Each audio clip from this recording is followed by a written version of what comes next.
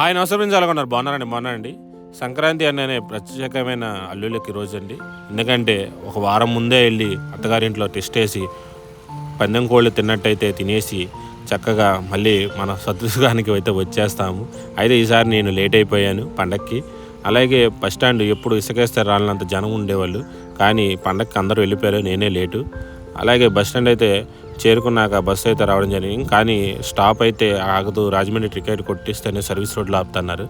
సరేలే అని చెప్పి అయితే బస్సు అయితే ఎక్కాము. ఇంకొక 200 అయితే ఎక్స్ట్రా పడింది. అయితే తప్పదు కదా, వాళ్ళ చెప్పిన అమౌంట్కి అయితే మనం పే చేయక తప్పదు. అలాగే బస్సు అయితే 2 గంటల్లోనే మా ప్రదేశానికి దింపారు. కానీ మమ్మల్ని ఆపుతున్న సర్వీస్ రోడ్లో కాకుండా డ్రైవర్ గారు మాకు వేరే ప్లేస్లో అయితే ఆపి మాకు పెద్ద ట్విస్ట్ ఇచ్చారు. ఆ వీడియో లాస్ట్ వరకు చూడండి.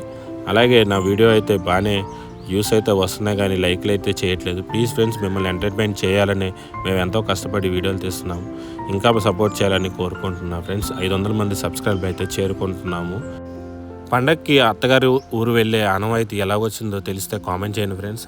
అలాగే మాకైతే డ్రైవర్ గారు ఒక రేంజ్లో స్పీడ్ అయితే కొట్టారు.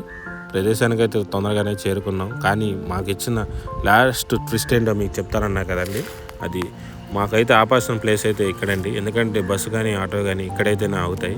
మమ్మల్ని అయితే ఎక్కడో వేరే చోటనైతే ఆపేశారు. అయితే కొంచెమే దూరమే, కానీ ఏంటంటే చీకటి పడిపోతుంటో అయితే పిల్లలతోటి లగేజ్తో ఉన్నాను. కొంచెం డ్రైవర్ గారిని ఎంత రిక్వెస్ట్ చేసినా సరే అక్కడ ఇటువైపు దిగను, ఫ్లైఓవర్ అయితే ఎక్కేస్తానని చెప్పి మా మీద కొంచెం కోప్పడ్డారు. మేము కూడా ఎంతో రిక్వెస్ట్ చేసినా ఆయన మా మాట అయితే వినలేదు.